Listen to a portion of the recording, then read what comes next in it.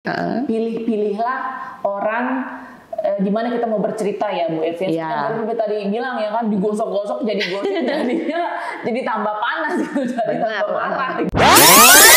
Stop jangan selesai aja gini.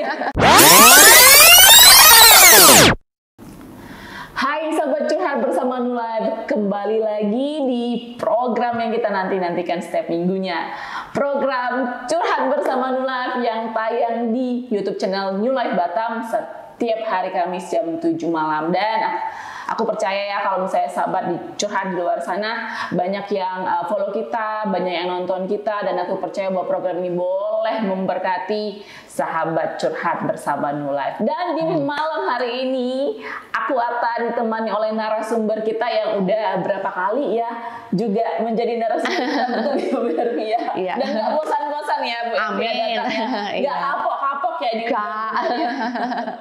ya malam ini aku ditemani oleh Ibu Ervi. Apa kabar Bu Ervi? Luar biasa, dahsyat, mantap Kak. Hari ini pakai lipstiknya warna merah gitu. Biar seger ya. Sesuai dengan statement luar biasa, dahsyat dan mantap. Biar merah merona.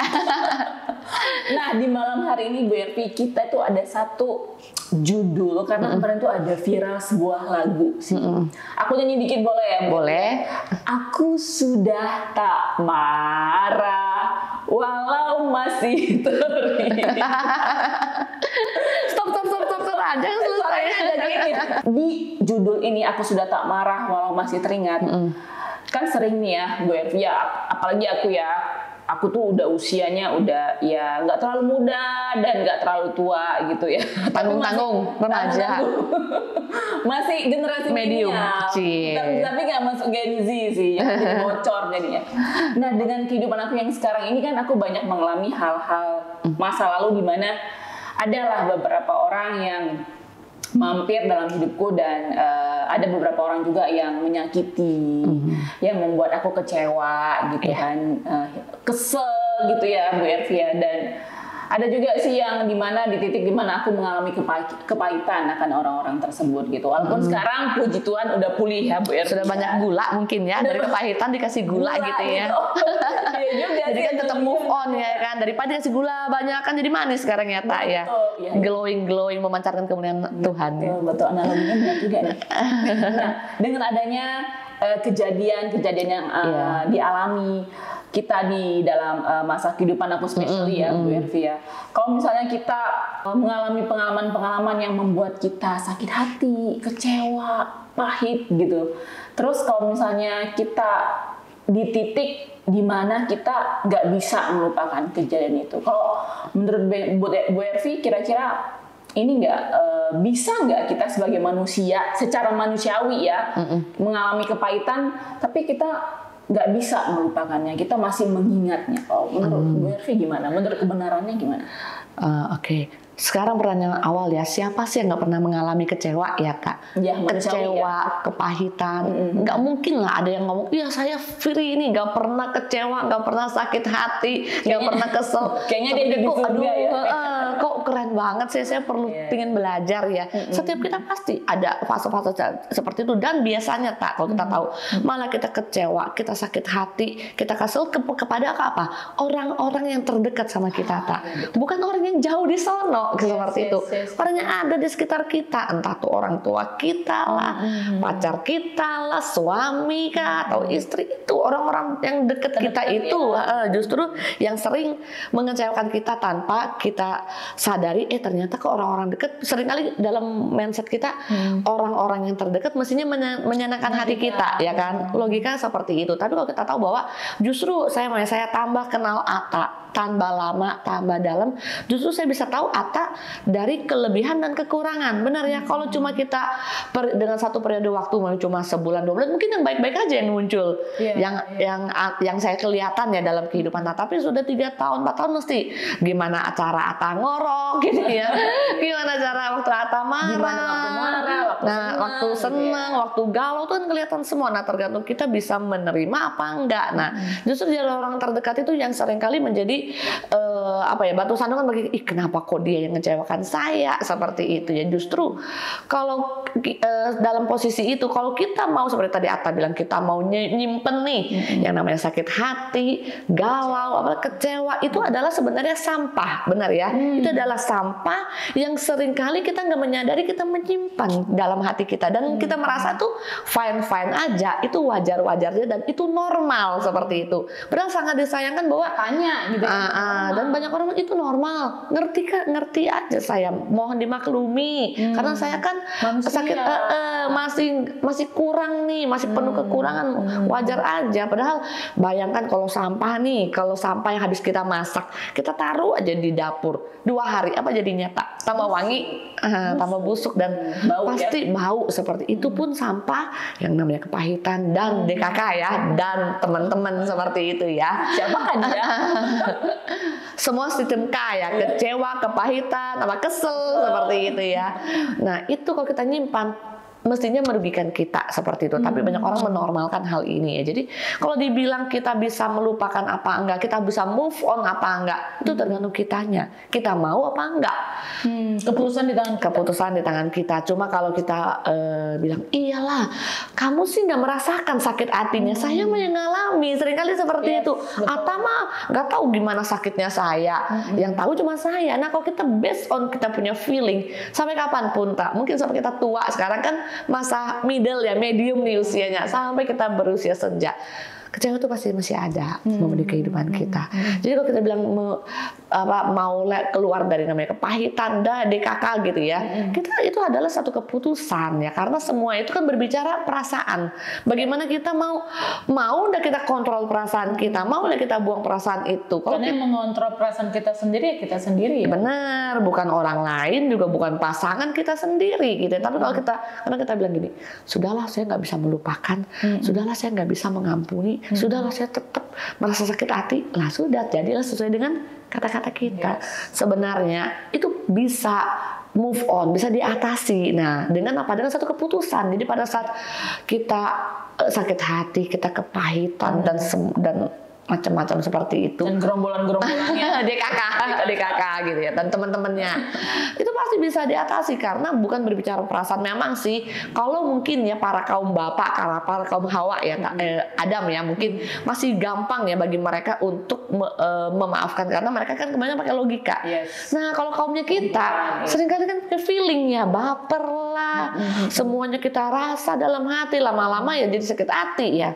Jadi kita putusin, ambil satu keputusan bahwa saya bisa mengampuni. Karena apa yang kita katakan itu memunculkan iman. Kalau kita kata, saya nggak bisa mengampuni, ini sakitnya terlalu sakit banget seperti itu. Jadi kayak gitu. Jadi kita harus ambil keputusan, saya bisa. Dan tentunya dengan keterbatasan kita ada Roh Kudus yang pasti memberikan kekuatan, yang pasti menolong kita untuk kita bisa move on. Coba kalau kita memelihara semua hal yang tadi itu, kita sendiri sebenarnya yang dirugikan ya kan, Anggaplah saya sakit hati sama si A. Si A mah baik-baik saja, dia tidur nyenyak, dia tetap bekerja, tetap melayani, tetap beraktivitas. Sementara saya mau tidur keinget kesalahan dia, mau beraktivitas, aduh sebel banget sih sama orang. Yang dirugikan kita, tapi banyak orang nggak menyadari bahwa yang dirugikan dia sendiri. Dan kayak gitu. Jadi mestinya bisa berbicara keputusan, bukan ikut perasaan. Kalau ikut perasaan sampai tua, sampai kembali berpulang, nggak bisa mengampuni, nggak bisa melupakan. Gitu. Sampai ke liang kubur ya, nggak bisa melupakan kecewa, nggak bisa melupakan. Ya at least kalau pas waktu mepet detik-detik terakhir masih ingat terus, Tuhan saya mau mengampuni ABC gitu ya, totalan dulu, aduh puji Tuhan.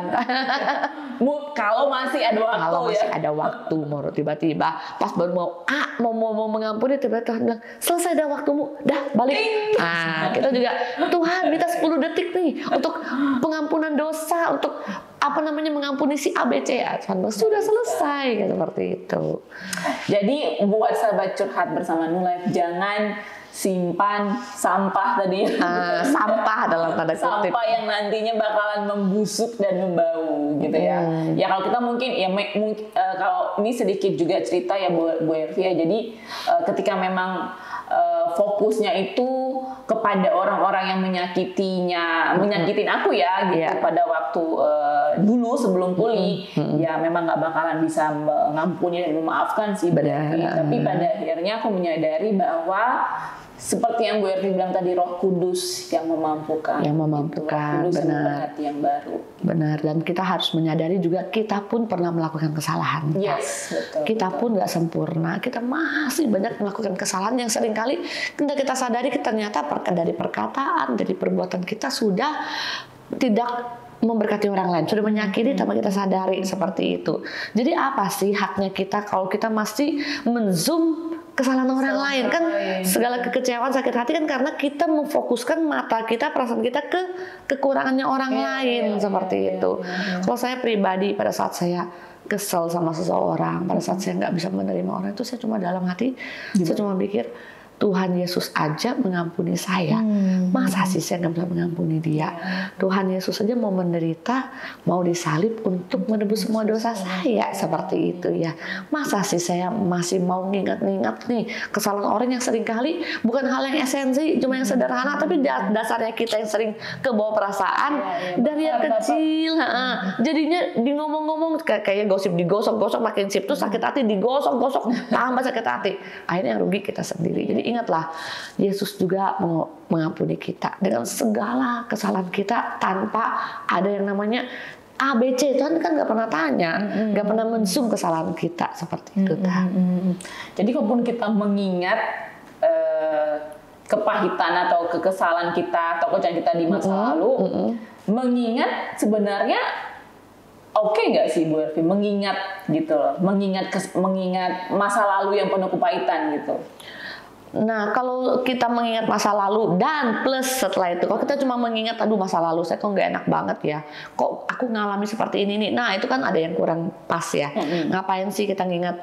Tapi kalau kita mengingat, kalau dulu kita pernah, namanya kita pernah punya masa kelam, terus kita lihat bahwa, kalau sekarang saya ada hidup dalam saat ini, itu karena Tuhan Yesus yang menolong, saya bisa keluar, saya bisa naik kelas, itu nggak masalah. Bisa membuat kita malah lebih lagi. Kalau saya pribadi memang gini, kalau ada masalah ya, kadang-kadang kita juga namanya manusia kadang down gitu, aduh Tuhan kenapa sih banyak masalah. Tapi yang saya ingat gini, kalau dulu saya punya masalah, itu aja Tuhan tolong, masa sih sekarang Tuhan udah tolong. Nah itu saya mengingat untuk membuat saya move on. Dulu saya yang kayak gini-gini, masalah tuh gede banget, tapi ternyata kok bisa lewat. Masa yang kayak gini Tuhan dah tolong, kalau dulu yang besar pun masalahnya Tuhan tolong, seperti itu ya. Dulu yang sering kami ingat sama almarhum suami, pada saat kami ada pergumulan seperti itu, kami bilang, iya ya dulu waktu saya sakit parah seperti itu, yang menurut manusia sudah nggak ada pengharapan, ternyata Tuhan menolong. Dalam sampai kondisi yang hitungannya sudah rendah banget, sudah nol banget, apa minus gitu, itu Tuhan terus campur tangan. Masa dengan masalah yang seperti ini aja Tuhan dan nolong, kan nggak mungkin seperti itu. Nah itu cara kita mengingat untuk apa? Untuk membuat kita itu semangat lagi, muncul iman, karena kita menzoom pada kebaikan yang sudah kita terima dari Tuhan kayak gitu. Tapi kalau kita ngingatnya yang buruk-buruk yang membuat kita down, sekarang pertanyaannya apa sih tujuan kita? Yes, betul. Ya kan, tujuan mengingatnya sih. Tujuannya apa? Kalau tujuannya umpamanya kayak kita dulu pernah punya masalah, terus kita keluar dari masalah itu, terus ternyata Ata cerita nih sama saya, oh ya saya punya masalah gini, saya boleh saya ingat kembali dulu saya punya gini, terus saya share ke Ata untuk apa? Untuk memberkati Ata. Oh dulu saya kayak gini loh Ta, saya juga bisa lewat. Nah kamu juga pasti bisa lewat seperti gitu. Jadi nggak ada yang salah, tergantung mengingatnya gimana sih tujuannya. Itu yang penting. Tapi juga mungkin jadi pelajaran juga ya Bu Ervi. Jadi ketika kita juga mengalami masalah, apalagi masalah itu yang pemicu kita untuk kecewa, kesal dan pahit, pilih-pilihlah orang di mana kita mau bercerita ya Bu Ervin. Iya. Seperti tadi bilang ya kan, digosok-gosok jadi gosip jadinya jadi tambah panas gitu, jadi Benar, tambah marah. bukan tambah settle masalahnya ya. Iya. Kepada siapa aja kita harus memilah ya, tak. Pada saat orang itu adalah orang yang sukanya ya apa ya, menzoom kesalahannya orang, ya tambahnya kita nggak move on, tak. Tambahnya sakit hati yang dulunya segini mungkin tambahnya Jadi tambah tambah besar. segini gitu, Padahal bukan kita tujuannya cerita untuk bisa ngademkan ya. ini malah tambah ngompori kayak gitu, dikasih kompor di bawah. Aduh itu ya. Jadi kita perlu hikmat Tuhan ya Betul. untuk kita cerita seperti itu, tak. Oke, dengan adanya proses cerita yang tadi aku ceritain sedikit dengan Bu Ervi, tapi kalau misalnya kita udah kecewa sama orang ya Bu Ervi ya, ya udah kita putuskan untuk kita udah maafkan, kita udah ngampuni gitu. Tapi sebenarnya dalam hati tuh masih ada kesalahan gitu ya. Gimana sih tak? Kita ngomongin sudah ngampuni gitu Udah ya. mengampuni gitu, tapi masih ada ya kesel-kesel dikit gitu ya kan. Kesi kesel-kesel Dikit gitu ya. Nah, tapi ya supaya gini ya, udah di luar gua kelihatan baik. Oh iya, hai Mbak Atta, hai. Nah, berarti ngapain gue liat muka lu hari ini? Nah, kira-kira kamu BRV gimana? Salah nggak sih? Boleh nggak sih kita kayak gitu? Kita udah memutuskan untuk ngampuni gitu, untuk maafin. Tapi sebenarnya di luar itu kita berpura-pura gitu. Baik, gimana? Sebenarnya kita nggak bisa memaksa orang ya mau benar-benar mengampuni, terus mengampuni dalam tanda kutip berarti ya, mengampuni terus di luar itu baik-baik saja. Itu keputusannya tiap orang. Dan malahan sepertinya kalau memang kita nggak tahu ya sudah go tetap aja. Tetapi hal itu kan sebenarnya kan Tuhan yang tahu. Jadi kita benar-benar mengampuni atau enggak kan itu Tuhan yang tahu. Nah, balik lagi, kalau dia sudah bilang mengampuni tetapi dalam hati masih kesel, ya ruginya dia sendiri lagi kan, balik lagi. Jadi seakan-akan sepertinya orang tuh pakai topeng ya. Yes. Ya kan di dalamnya itu masih sakit hati, tapi di sininya baik-baik. Cuma kalau coba di belakang orang tersebut, bisa kayaknya orang dibilang nusuk dari belakang jadinya ya, tak. Ya kan di depan dia ngomong baik, di belakang nggak baik ya. Sebenarnya kita kan anak Tuhan ya, kita tampil apa adanya ya. Kalau memang kita belum bisa mengampuni, ya udah kita minta pertolongan Roh Kudus ya untuk mengampuni. Tapi kalau memang kita sudah mengampuni, ya udah mengampuni itu titik ya, nggak ada koma. Mengampuni kalau dia baik sama aku, saya mengampuni kalau dia berubah. Nah itu berarti bukan mengampuni, ya kan? Banyak orang saya mengampuni kalau dia baik sama aku, kalau dia temenin aku, kalau dia ngasih aku duit, kalau ada term and condition. Nah itu namanya bukan mengampuni, itu namanya mengampuni dalam tanda kutip ada syarat nih. Kalau syarat nggak dipenuhi, mengampuni. Sebenarnya kayak gitu kan, tanpa sadar yang kita yang dirugikan ya. Kalau kita seringkali belajar menzoom kesalahan orang lain, terus kita nggak mengampuni, itu karena lama-lama jadi habit ya. Dan lama-lama jadinya kita membenarkan apa yang kita lakukan loh, secara nggak langsung kan. Iya, jadi blur jadinya. Benar. Dan sehingga kayak gitu ya, kalau kita lihat gimana sih bisa maksimal hidup kita, padahal hidup kita masih cuma sekali ya tak. Kalau tadi dibilang iya ujung-ujung, kalau dalam detik-detik terakhir kita punya waktu untuk minta ampun, kalau enggak kan sayang banget ya. Hidup yang singkat cuma kita pakai untuk menjum hal-hal yang gini loh, apa sih tujuan kita masih nyimpan rasa sakit, tapi kita baik-baik sama orang, apa sih tujuannya? Cari muka gitu ya, pingin dihargai ya, pingin dipandang baik ya, seperti itu. Tapi tahu nggak? Iya kan, pingin dihargai ya kan. Oh baik banget nih orang itu, sudah mengampuni, sudah baik-baik kan. Pingin ada pengakuan ya dari orang lain seperti itu ya. Tapi pertanyaannya sampai kapan gitu kan? Nah pada saat tidak diperoleh pengakuan dari orang-orang sekitarnya, pada akhirnya dia lagi kecewa. Ya enggak, pengennya dapat pengakuan dari kalau sudah mengampuni, tapi nggak dapat nih, gimana akhirnya? Jadi double kecewa. Iya, yang satu belum selesai lukanya karena pikirnya pengen punya tujuan lain, akhirnya ketambahan lagi. Lah ternyata kalau kayak gitu terus muter terus ya tak, sampai kapan? Betul. Iya kan? Betul. Mungkin tumbuh satu, mati satu, tumbuh dua, mati dua, tumbuh tiga. Nah ruginya kita sendiri sih kalau ngomong pengampunan sih. Yes. Tapi kan ada statement kayak gini ya Bu Ervi ya, mengampuni bukan berarti melupakan. Itu kan banyak tuh statement-statement di dunia yang kayaknya itu bener, kelihatan bener, tapi nggak bener gitu. Kayak mengampuni bukan berarti melupakan, berbohong demi kebaikan. Terus ada lagi katanya, kalau dia baik sama aku baik sama dia. Tapi kalau dia jahat sama aku lebih jahat. Kira-kira statement yang kelihatan benar ini gimana? Kita harus benarkan ya? Iya, sebenarnya seperti kayak gitu ya. Secara nggak langsung kan kita mencari pembenaran diri kita sendiri ya. Kita maunya diakui orang bahwa apa yang kita lakukan, sikap hati yang sekarang kita ambil itu adalah benar. Seperti berbohong demi kebaikan kan. Ya memang kita tahu judulnya berbohong, tapi biar tidak dipandang berbohong kayak gitu. Ngomong aja berbohong demi kebaikan, berarti kelihatannya kan lebih suci, tapi pada dasarnya namanya berbohong itu kan titik gitu, nggak ada yang namanya komo. Bohongnya bohong, karena nggak cuma itu kan ada dosa kecil, dosa besar. Ini dosanya kecil aja nggak apa-apa, nggak merugikan orang lain kok. Semuanya akan baik-baik saja. Seperti namanya dosa tetap dosa. Jadi kok tadi mengampuni bukan berarti melupakan ya, berarti kita maunya orang itu mengerti kita. Kita sudah mengampuni, tapi nggak berarti saya melupakan segala kesalahannya. Lah, iya kan seperti itu kan.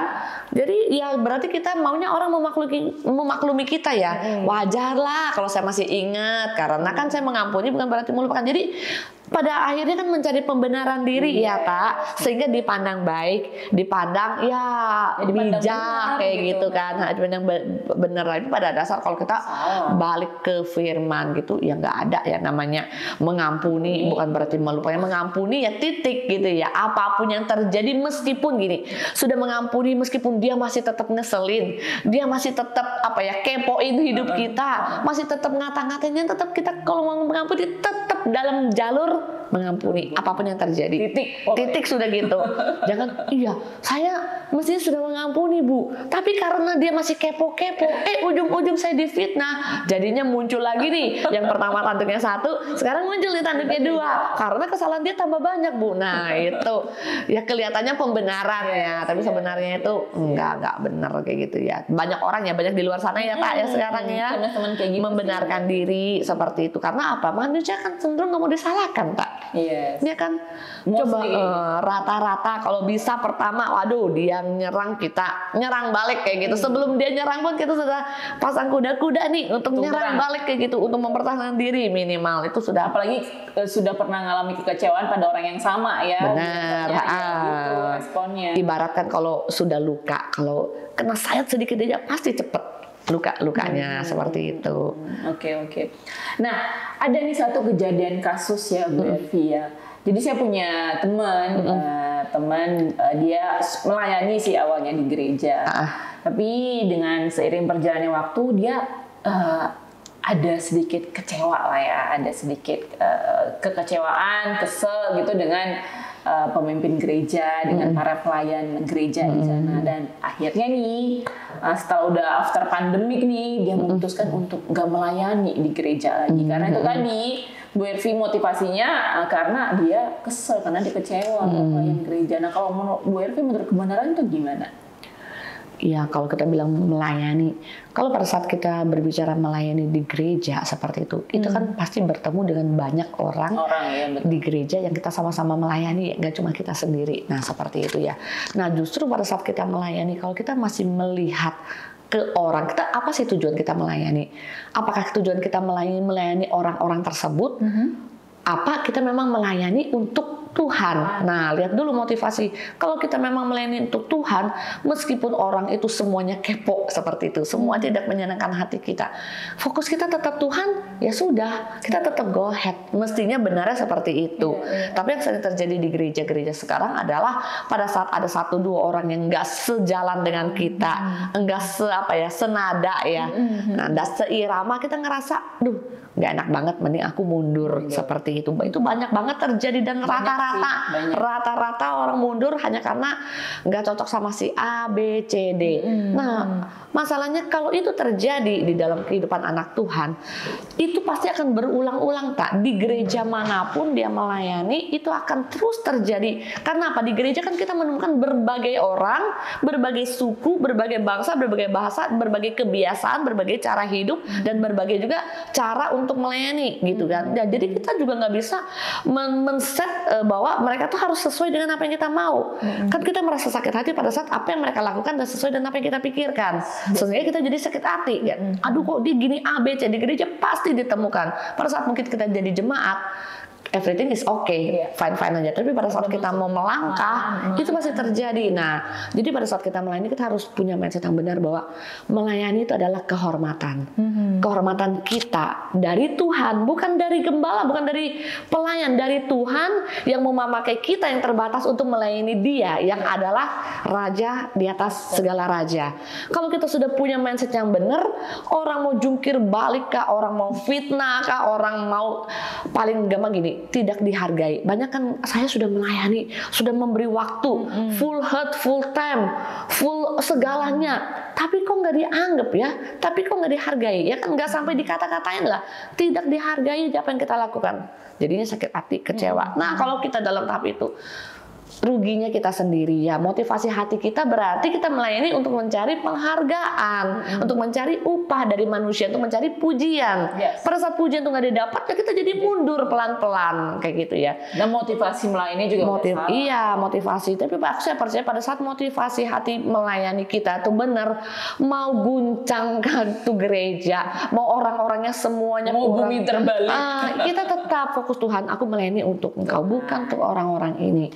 Tapi pada saat motivasi hati kita sudah cari pujian nih, cari penghargaan, cari nama baik, cari panggung, biar punya wow keren gitu ya, mau show diri. Nah, seperti itu. Pasti mungkin awal-awal masih oke. Dengan berjalanan waktu pasti terjadi seperti ini dimanapun dia melayani, entah itu gereja besar, gereja kecil, pasti terjadi.